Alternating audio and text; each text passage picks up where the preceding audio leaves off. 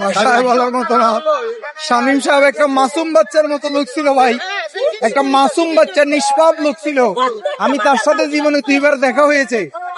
তার এলাকার সকল নারী পুরুষ, তার একটাই দোষ হয়েছে, 12ই ফেব্রুয়ারির আগে উনি বলছে, ওনার বক্তবিন্দুরা জিজ্ঞেস করছে, বাবা আমরা 17 বছর পরে এখন কাকে ভোট দিব? তখন শামীম সাহেব বলছে, তোমরা উগ্রবাদীরে ভোট দিও না, এই উগ্রবাদীরে ভোট দিও না। এই কথাটাই তাদের কাল হয়ে দাঁড়াইছে, বিষ হয়ে দাঁড়াইয়া তারা এই 2 মাস প্ল্যান করে ওনাকে হত্যাটা করছে ভাই। মাজার হচ্ছে অলি আল্লাহর জায়গা, অলি আল্লাহর কাছে পাগল ফকির সুর বদমাশ লুচ্চা এগুলাই যাবে, অলি আল্লাহর কাছে ফেরেশতা যায় বসবে না। শামীমকে তো জিন্দা হত্যা করছে। শামীমের আরো কমপক্ষে 3 বছর আগে একটি লাশ খবর দেওয়া হয়েছে ওনার বাড়ির পাশে, ওই লাশের হাড্ডি গুড্ডি উঠে ওরা ফেলে দিছে, এটা কোনো মিডিয়াতে আসে নাই। তাইলে এরা কারা করে? এরা কোন ইসলাম? কবর থেকে লাশ উঠাই জ্বালিয়ে দেওয়া। নুরা পাগলকে দেখেছেন 13 দিন পরে লাশ জ্বালিয়ে দিছে। সেই সেম ঘটনা এই শামীমের বাড়িতেও করেছে। শামীমের ঘরের পাশে একটা লাশ ছিল, একটা কবর ছিল, ওই কবরটার থেকে হাড্ডি গুড্ডি উঠে ফেলে দিছে। আরেকটা বিষয় জানতাম, কোনো অপরাধ নাই, পুরান একটা ভিডিও টেনে এনে ওনাকে হত্যা করা হচ্ছে। আমাদের যে কিভাবে হৃদয়ে রক্তক্ষরণ হচ্ছে, ভাই বুঝে ভাইয়ের বেতন। তারা মহিলাদের গায়ে হাত তুলে, তারা মহিলাদের গায়ে হাত তোলার মতো তাদের মুখে লম্বা লম্বা দাড়ি, তাদের মাথায় থাকে টুপি, অথচ তারা বাচ্চাদেরকে বলাৎকার করে। তাদের বিচার হয় না কেন?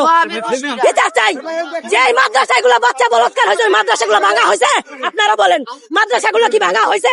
কোন হুজুরের কি বিচার হয়েছে? যে হুজুরগুলো বাচ্চাদেরকে অনেক ধরা খাইছে, কিন্তু বিচার হয় নাই কেন? তাদেরকে হত্যা করা হয় না কেন? তাদের লাঠির জোর আছে, আমাদের লাঠির জোর নাই। তো আমরা লাঠির জোর নাই, কিন্তু আমরা এক একজন রাস্তায় শহীদ হয়ে যাবো, আর আমরা থেমে থাকবো না। আমরা বিচার চাই। অনেকে অভিযোগ তোলে মাজারে গাঁজা সেবন করা হয়। না, মাজারে কোনো গাঁজা সেবন করা হয় না।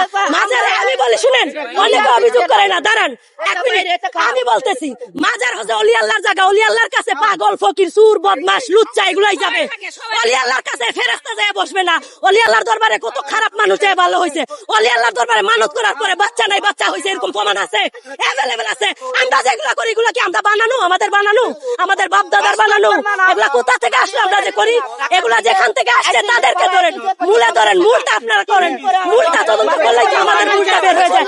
যদি এগুলা ভুল হয় তাহলে আমরা করবো না, আমাদের সাথে বসে আমাদেরকে সমাধান দেওয়া হোক, বুঝিয়ে দেওয়া হোক। যদি এগুলা ভুল হয়, আমরা যা করি, আমরা ধুলার তালে নৃত্য করি, এটা পাপ হয়ে যায়। তারা হুজুরেরা ধরা খাইছে কয়দিন আগে, হিন্দুদের ইয়াতে যায়া, গির্জার ভিতরে যায়া ইয়া খাচ্ছে, নেশা করতেছে, হিন্দুদের গির্জাতে যায় ভোটের জন্য, ভোটের জন্য যায়, হিন্দুদের গির্জার ভিতরে যায়। ভিডিওতে প্রকাশ পাইছে না, অনলাইনে এখন সবকিছু দেখা যায়, কোনো কিছু গোপন থাকে না। না, আমাদের মাজারে যদি কোনো ধরনের খারাপ কাজ হয়ে যায়, কই অনলাইনে আপনারা একটা প্রমাণ দেখান যে আপনাদের মাজারে একটা বলাৎকার হয়েছে, আপনাদের মাজারে একটা নারী দর্শন হয়েছে। আজ পর্যন্ত আপনারা এরকম একটা প্রমাণ দেন। আমাদের মাজার আমরা ভেঙে ফেলবো। আমরা অলি আল্লাহকে ভালোবাসি, আল্লাহকে পাওয়ার জন্য, রাসূলকে পাওয়ার জন্য। অলি আল্লাহর কাছে যাই আমাদের নিজেদেরকে শুদ্ধ করার জন্য, পাপে ভরা দেহ। এই জন্য আমি বলবো, আমি আর যাব না মোল্লা পাড়ায়, তওবা করেছি, আমার টিপু বাবার পাক নামের কসম খেয়েছি, আমি আর যাব না, তওবা করেছি। মুর্শিদ খুদা, মুর্শিদ রাসূল দিলে মুখে করছি কবুল। তোদের মতো 2 মুখা নামরা, তোরা 2 মুখা সাপ, তোরা রাইত হইলে ঠিকই আকাম কুকাম করস, দিনের বেলা যায় নামাজ পড়ো, তোরা গোসো খাস, নামাজে পড়স, অথচ কুরআন বলতেছে নামাজ সমস্ত খারাপ কাজ থেকে মানুষকে দূরে রাখে। তোরা খারাপ কাজও পড়স, আবার নামাজও পড়স। আমরা যেহেতু মুর্শিদ নামে ফানা হয়ে গেছি, দেখা আমাদের নামে একটা খারাপ কাজ হয়েছে, তোরা যেরকম করেছে এরকম আমাদের নামে হয়েছে, একটা প্রমাণ দেখা, নিজের বিচার নিজে করবো। হামলার জন্য আপনারা কি মামলা করেছেন? হ্যাঁ, মামলা হয়েছে, অলরেডি মামলা হয়েছে, আরো করব যতক্ষণ বিচার না পাবো। না, রেজিস্ট্রি ভাবে হয় নাই। আর আমি বলি কি, যে দরবারে আক্রমণ হয়, ওই করলেন সেটা তাদেরকে কেন মামলা করলেন না? হ্যাঁ, মামলা আমরা করেছি, মামলা করব, আরো করব। এই পর্যন্ত নির্দিষ্ট করে একটা আমরা বলতেছি না, সারা বিশ্বের মানুষ জানে, আপনিও জানেন, কিন্তু বলবেন না। কেন না বলবেন না? আপনার কাছে যথেষ্ট প্রয়োজন নাই বলার। সবাই জানেন এই কাজগুলো কে বা কারা করতেছে, সবাই জানেন। এমন কোন মানুষ বাংলাদেশের। আচ্ছা, আপনি তো শিবিরের কথা বললেন, শিবির কেন আপনাদের মাজার ভাঙচুর করে? শিবির কেন ভাঙচুর করে? তাদের কাছে, তাদের মনে হয় আমরা ঠিক লাইনে নাই, তারা সঠিক ইসলাম, অথচ যার যার ইসলাম যার যার কাছে, তারা মনে করে তাদের ইসলামটা সঠিক, আমরা যেটা করি এটা সঠিক না। ঠিক আছে, তারা মনে করে আমরা পীরের পায়ে সেজদা দেই, আসলে না।